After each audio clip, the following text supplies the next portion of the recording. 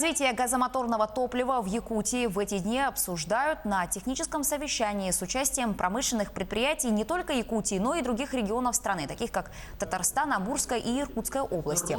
Участники делятся опытом использования сжиженного природного и компримированного газа.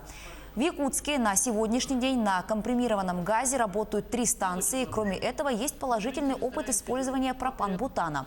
Увеличение количества таких станций и перевод отдаленных наслегов, которых не затрагивает магистральный газопровод, на альтернативное топливо, а также использование газа для речного транспорта является одним из направлений правительства республики, с помощью которого планируют снизить зависимость от поставок дорогостоящих нефтепродуктов из-за пределов региона. Наша компания с 2007 года активно занимается газомоторным направлением, и мы своим опытом приехали поделиться в вашу республику. И надеюсь, что наш опыт поможет вашим компаниям активно внедриться в эту тему и переводить транспорт на природный газ, метан.